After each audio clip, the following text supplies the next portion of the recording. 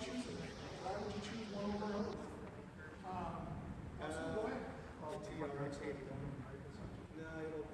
sustain. No. And you know, that's a great way to choose a bank. Because if somebody's got something good to say about it, it's probably got a good reason for it. Okay. And if other people have accounts that they don't enjoy, you're going to hear about it. So it's important to listen to recommendations. That's a good part. We're going to talk about how to open up the accounts. We're going to talk about different types of accounts. We're going to talk about building credit. We're going to talk about all that stuff. If you guys have specific questions, please yell them out.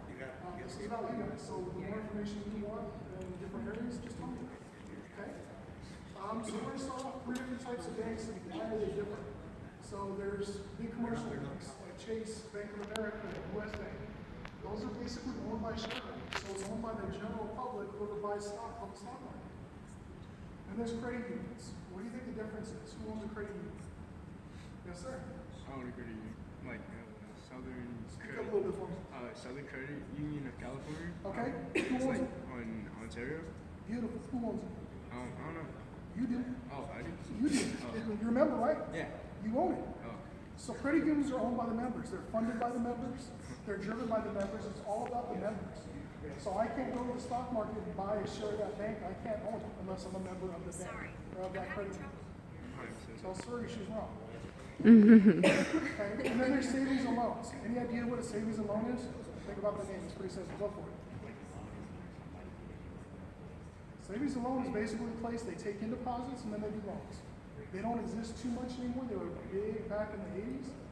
Basically, they'll do a lot of loans that are more risky that normal banks and credit unions won't do. It's just not something that the banks have the appetite for. And so, and those are going to be owned by stockholders. So it's people that buy it on the open market. It's not by individual members. Okay. Any questions on that? Pretty simple, right? Okay. So who in here has an account right now? A checking account with a debit card. So we're about half. Who in here has a savings account that their parents set up for? A little bit smaller. And who in here is working? Very few. Okay. So those of you guys that are working, tell me about how you get paid. You get a direct deposit, a paycheck. Tell me what that looks like. I get a check. You get a check. So just every 2 weeks you get a paper check. Cool. I get a deposit. Direct deposit. Okay. Anybody else? Cash. Okay. Very cool. So let's talk about the paper check first. You get a paper check. What do you do with it? Cash it. How do you cash through the bank? What does it look like? I take a picture of it and then it You goes take a straight to picture my of it, so bank. you've got an app for your bank to take a picture of it. Very cool. How else can you do a check? What else would you do? Go to the bank. Go to the bank. Yeah. You can put it in the ATM. You could go to the bank that actually wrote the check, and you can go there and cash it, right? Hey, direct deposit. Tell me about that. How does that work? You give me. You wake up and it's in your account. It's that simple, right? The banks love that because we know it's good money. We don't have to do anything. Where a check, we've got to process it, right? Direct deposit's fantastic. And we got cash. Tell me about that. So do you put the cash in the bank? What do you do with it? Just keep it, right? Okay. So that's going to get us to our next point. Why do you have a bank instead of just keeping cash? What are the benefits of just keeping cash? It's your money. It's your money. You don't have to go anywhere for it. It's just there, right? You won't lose it like the Great Depression and all the market. You lost all the money and stuff. Like everyone lost their money. Absolutely. It's their money. They have it. Absolutely. So if it's cash, it's your money. You know where it's at. You have access to it. It doesn't go anywhere, right? Okay. What's the benefit of having it in a bank? Buy stuff online, so you have different ways to access your money. Absolutely. And save it. It's on your card, so you can look on your phone and see every dollar that you spent. Okay. See if someone's stolen money from you. So it's a lot easier to monitor, track your finances, where's your spending going, all those things. Absolutely. So how secure is your money sitting at home under your pillow? One of the gentlemen earlier had it in his shoebox at home. I asked for his address, he wouldn't tell me where he lived. But what's the benefits of having it in your shoebox at home? You know where it is. You know where it is. What's the risk? Someone can rob your house. Somebody breaks in and steals it, fire, all kinds of things, right? It's just paper. If it's gone, it's gone. But if it's in the bank, what happens if the bank goes out of business? Then they lose their money. The whole bank, everyone loses They money. pay you back? Not all It's of like it? a certain amount. Certain amount? How much do they give you back? What's the limit up to? Yeah. depends on the bank? Okay. So, y'all heard of FDIC? Ever heard those initials? Nope. Federal Deposit Insurance Corporation. Anybody heard of that? So basically, because of the Great Depression, they came out with the FDIC, which is basically your money in the bank that's an FDIC insured bank will be covered up to $250,000 right now per individual. So the limit used to be $100,000, but back in 2008 or so, when the stock market and everything crashed, they increased the limits up to $250,000 to make people feel more comfortable because of the Great Depression. That's exactly where it came from. Okay, so say me and my wife are on an account together. How much would that account be insured for? Any ideas? How much? 250? No, keep going up. 500,000. So it's 250,000 per individual that's on the account. So say you're really rich, you got a whole bunch of money. How else can you protect your money? Y'all ever heard of trusts? A trust? Save trust. A trust. So it's kind of like a will, except it's an active living document. Every beneficiary that's named in there would be insured up to $250,000 also. So there's lots of different ways to structure your money to make sure that you're insured, so you don't lose your money. It's kind of an incentive and another reason why you don't keep the money under your pillowcase. It burns up, it gets stolen, it's gone. Or the bank keeps it safe. Okay? Any questions on that? Yes, ma'am. So, say, like you have like $0 in your account. Okay. So if the bank crashes, they'll still give you. No, just what you got in your account. We're not that nice. Come on now. What if you're negative? What if you're negative? You know, that's a great question. So my guess is it would depend on how much negative you are, because we could still sell that debt, report that on our asset sheet as a debt that's going to be collected, and the company we sell it to would still pay us a premium for that debt. So, does that answer your question though? A little bit? What happens if it's like $7? If it's $7? And 86 cents, right?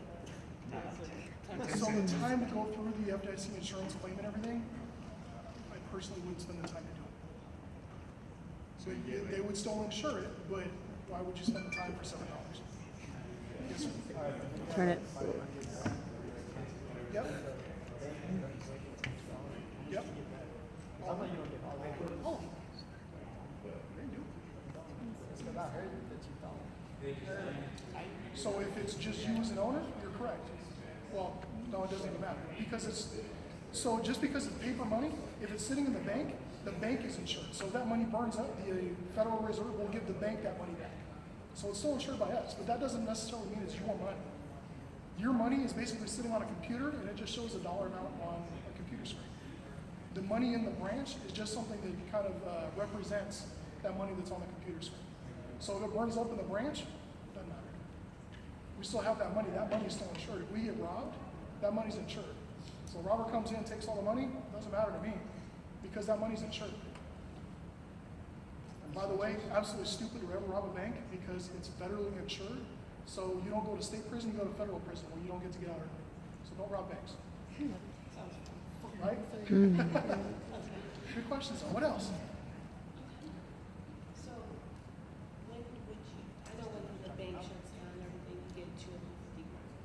But how much would you have in your, how much would you have to have in your account to get that to? 250,000. Yeah. It's insured. So it's this is the amount that I've got. This is how much they'll pay you up to. Okay. So they don't give you extra.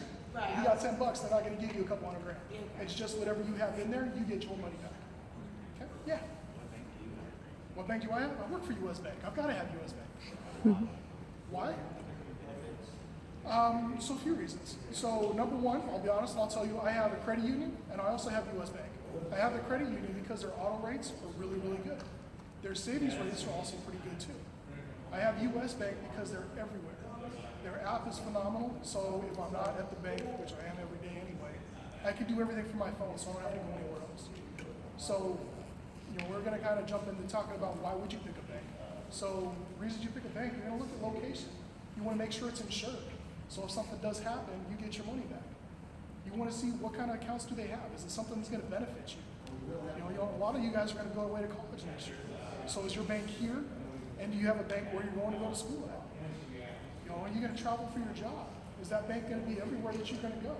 Because you want to make sure you have access to your money, right? Okay, so that's why I have a credit union and U.S. Bank. So it's good to understand, what does that bank offer? What benefits do they have? And you're gonna talk about interest rates, what are they gonna pay you? How cheap can you borrow the money? How good is their app? Can you do online deposits? All those kinds of things. That all should be a factor while you pick a bank. Let's talk about credit unions real quick. Are they insured, do you know? No? So some of them are.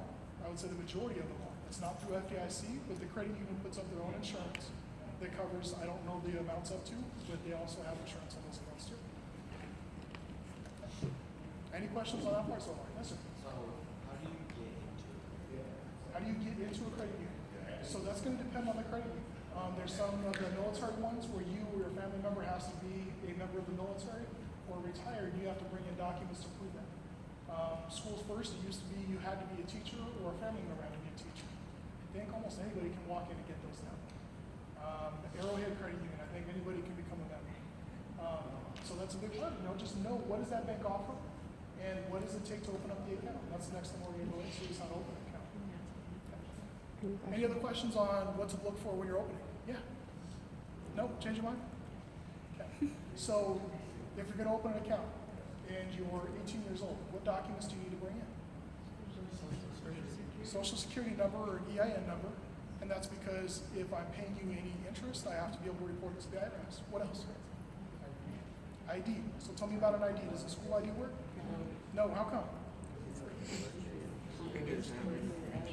So the ID, because September 11th is today, the Patriot Act came about because of September 11th. It basically says the banks have to know you're a customer to help prevent money laundering. So it has to be a federal passport, a state ID, a state driver's license, something that's a good ID. So school ID doesn't cover that. The ID's got to have a unique identifier. It has to have an issue, an expiration, and your picture on it. Okay.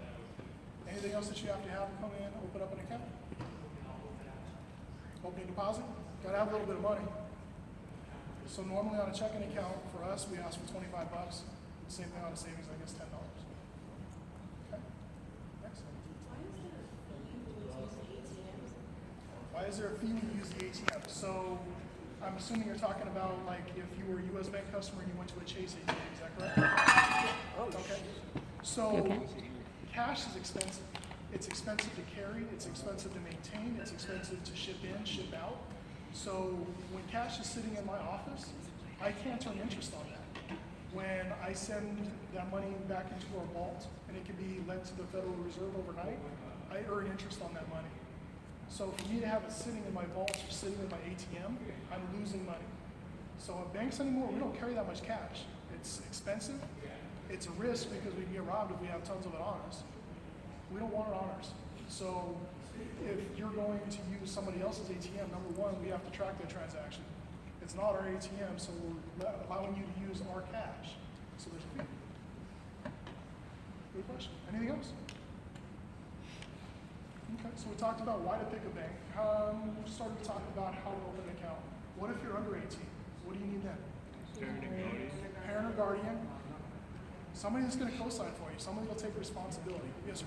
What happens if your parents co-sign for you, but then once when you're 18, can you like discontinue the co-sign or what? Absolutely. So just like you're signing up for an account, both of you would just come in and you have to acknowledge that one person is being removed from the account.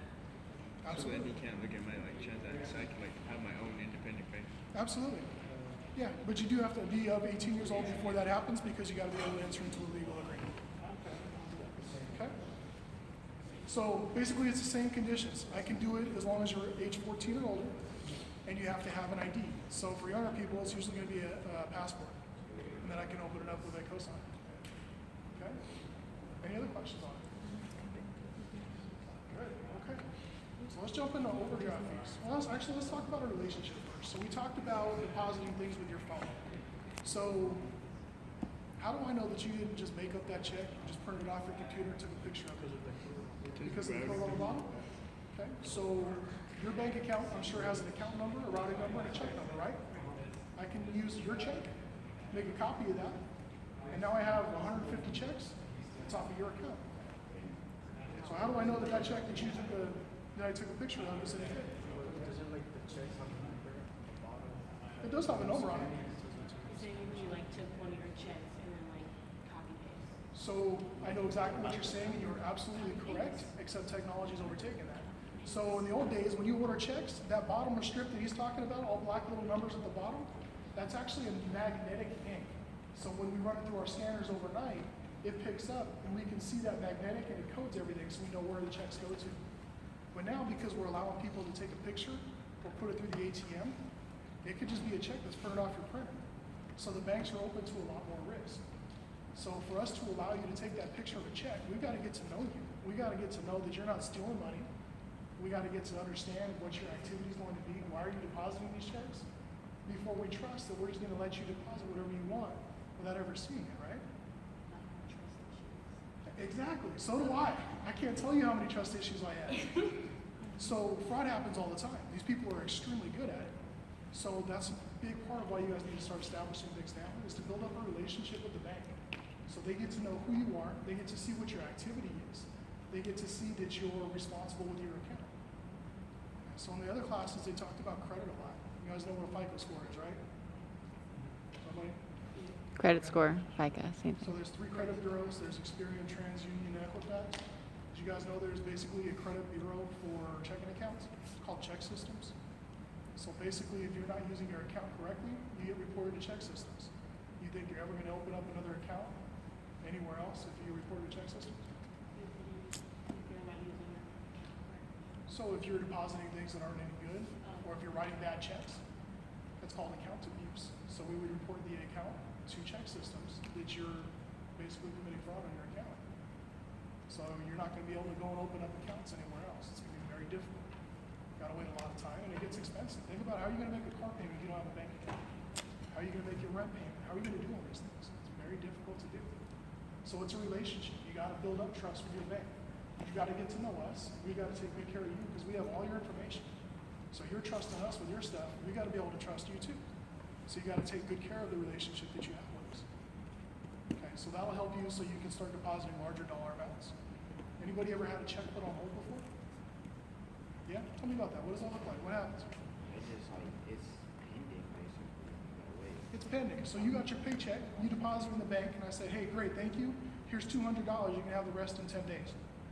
That's basically a hold, right? That's kind of messed up. You got paid, but I'm not going to give you your money.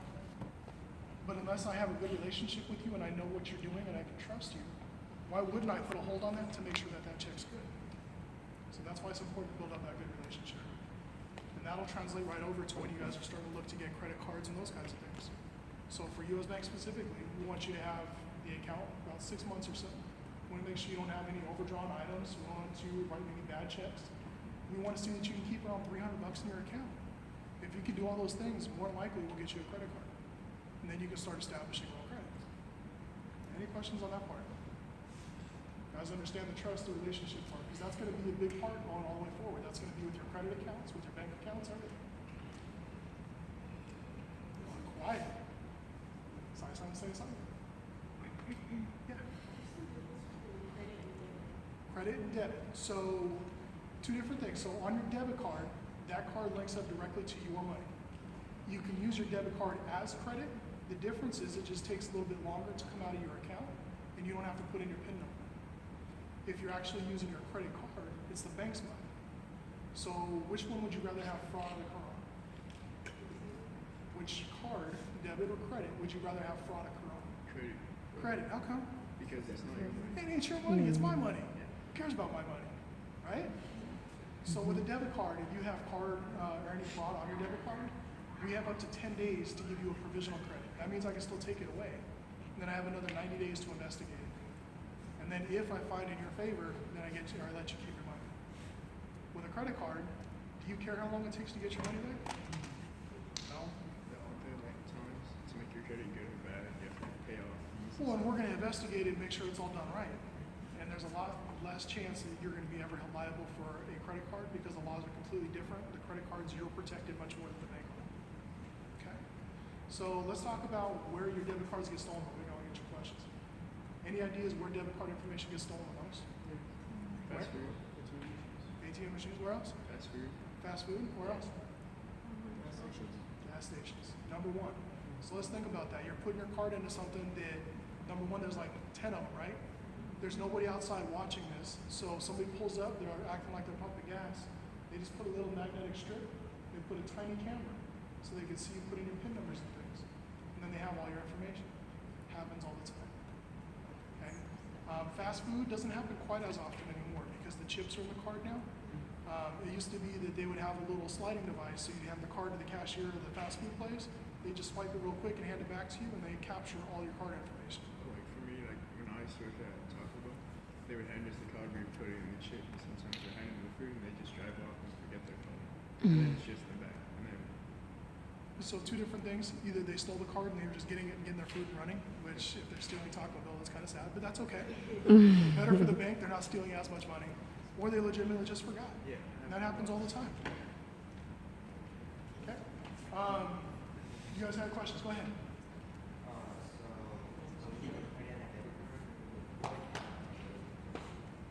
So your debit card, you can link it up to whatever you want. Typically, well, if you're using it like at a restaurant or a store or something like that, it would be linked up to your checking account. If you go to an ATM, you can have access where you can pull money out of your savings at the ATM. Some people don't want that because they're worried if their card gets stolen, they're going to have more money in their savings account, so they could lose more money. So that's your choice, and that's something you can talk to your bank about. That's up to you if you want to be able to access it or not.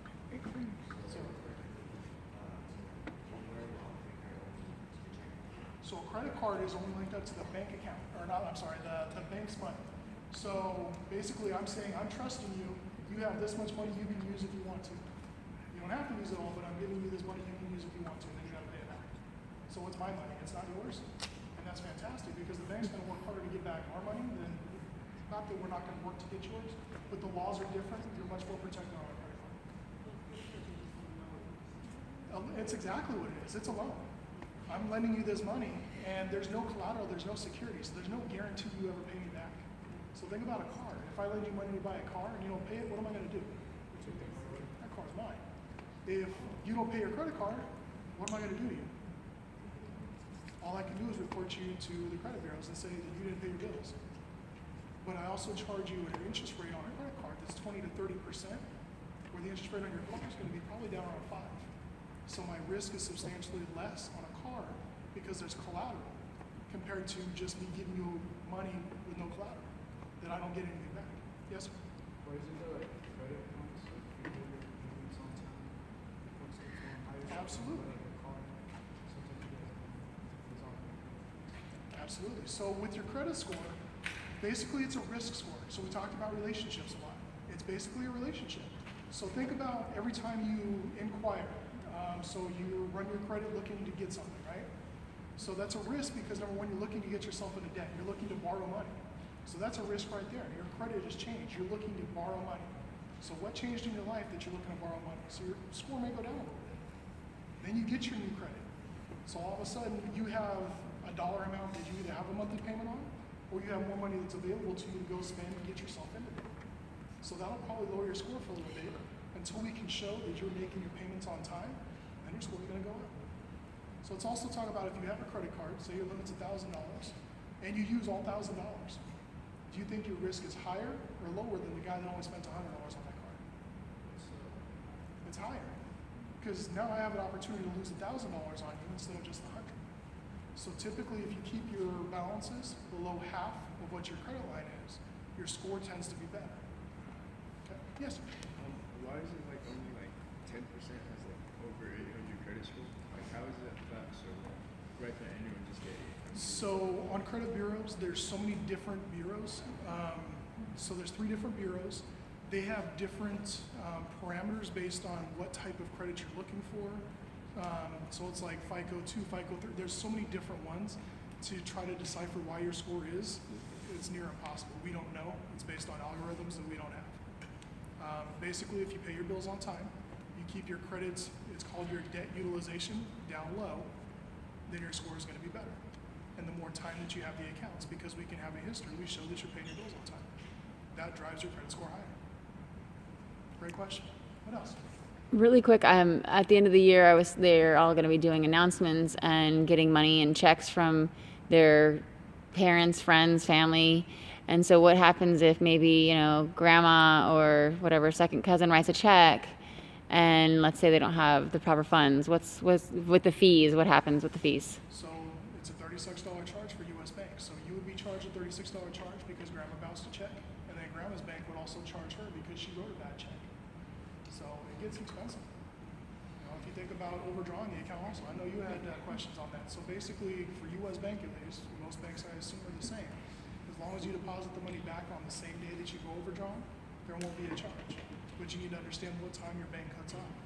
And those times usually differ based on the ATM inside the branch or if you take a picture. So you've got to know your bank and know what their rules are. Otherwise, it's $36 the next day. That's us. I think that might be us. Is that? It seems like it's early. No. Oh. Okay. Sorry, guys. Never mind. Just kidding. Okay? What other questions you guys have? Yes, ma'am. What are the best ways to like build up your credit? Best ways to build up your credit is go slowly. If you try to open up a whole bunch of accounts all at one time, it's going to look like you're trying to get yourself into debt, and it's going to drop your scores really quickly. So do it slowly. You know, start with one card, make your payments on it for a good 6 months to a year, then open up another card, make some payments on that one. Never carry a balance more than half of what the limit is. It's better to stay under 20%, but under half you should be all right. So just do it slowly, open up accounts slowly, one at a time, and don't use them, and make sure you're making your payments on them. Go ahead.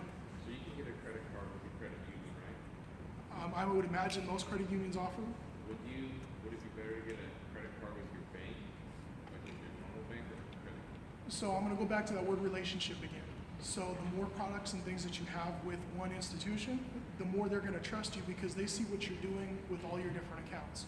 So if I know that, hey, you're using your credit card well, and I know you're using your checking account well, and I know you've got a whole bunch of money in your savings account, I'm going to trust you a heck of a lot more than if you just come to me and say, hey, I want a credit card. So it's a relationship. Yeah. So say if I like have a credit card and I charge like $600 and my limit is $1,000 and then I just pay the $600 all at once, does that look good? So it's still going to show a high credit amount that is going to be more than the 50%.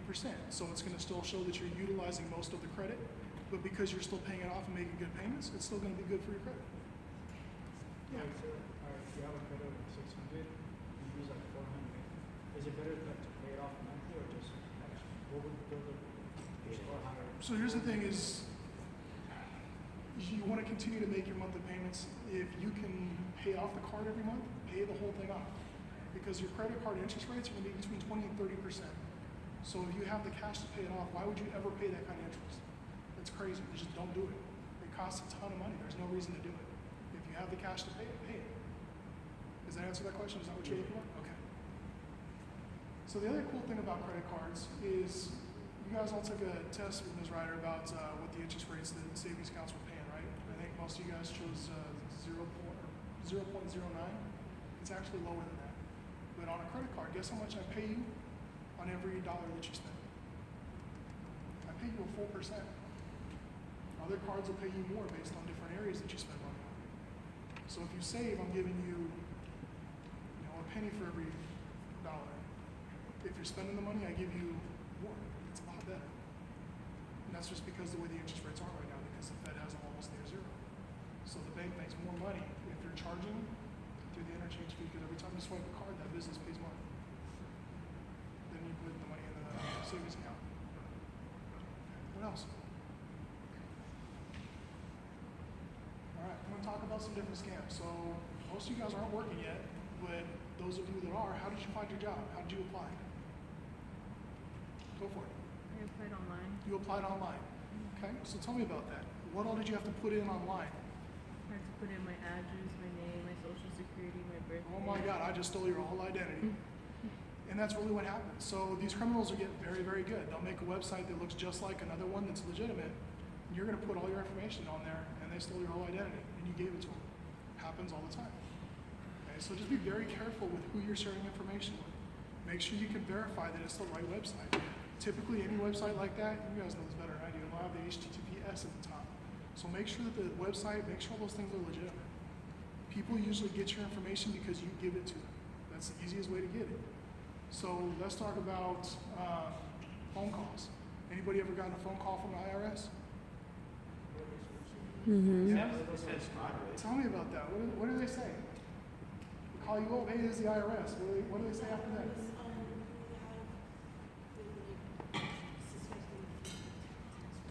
Yeah, you're suspected of tax. You owe me tax money. If you don't pay it now, I got somebody coming to arrest you. It happens all the time, and people fall for it. It's a total scam, but people fall for it all the time. So people will call you and they will try to scare you or intimidate you into doing things. If you ever get a call like that or something like that comes up, go and talk to your bank. We see all of these things and we can help walk you through it. Yes, sir. What if a phone calls you and says fraud? Does that mean that they make it? Yeah, basically. Different carriers have different things that's based on this phone number. People report it as fraudulent or as a scam. It happens all the time. There's another one for Social Security. So they'll say, hey, your Social Security information got stolen. We need to verify it with you. Don't give them any information. They'll never call you. Another one is a secret shopper scam. So you're applying for a job. You see one that says, hey, if you go and buy some products at this one and then take a survey, talk about their service, we'll get you some extra money. You get to keep the products. So they're going to mail you a check. You put that in your account. By the time you go shopping and send them the difference back, that check's bounced and you're out all that money. Does that make sense? Do you guys understand how that works? So I had another girl, she does modeling. So it's small gigs here and there. So she's also a student. So she got a call. She went to do a modeling gig. They sent her extra money. They said they screwed up. So she sent the money back to them. They already got their money. Her check bounced. Now she owes me $2,400. There's another one I didn't share with the other ones. I don't know why I forgot this one. Another guy got a call, said that people were watching him, and he needed to go and get all the money out of his accounts, or they were going to kill his wife and child. I swear to God, this happened 2 weeks ago.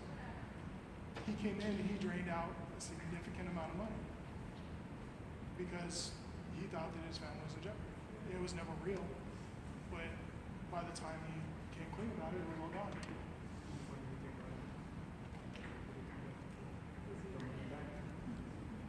It was his money, so I know we're doing fraud investigations and things, and it's with the police, but you know, how do you get this money? Because they just put it in a FedEx envelope and mail it to an address. Probably never see it again. So the biggest thing, guys, is if you see something that doesn't feel right, or something's uncomfortable, or something's different, go and ask the questions. We do this all day long. We see all of it, so come and talk to us about it. We're here to help you guys out. That's that relationship thing again. I know I keep saying it over and over, but the relationship is a big part of the banking and the finance side.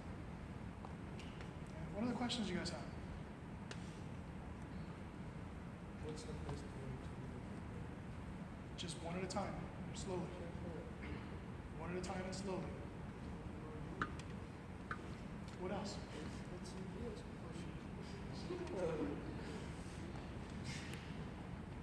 So you guys have heard of CDs, right? That was one of the products you guys talked about. So how does that work? You put in a dollar amount deposit for a certain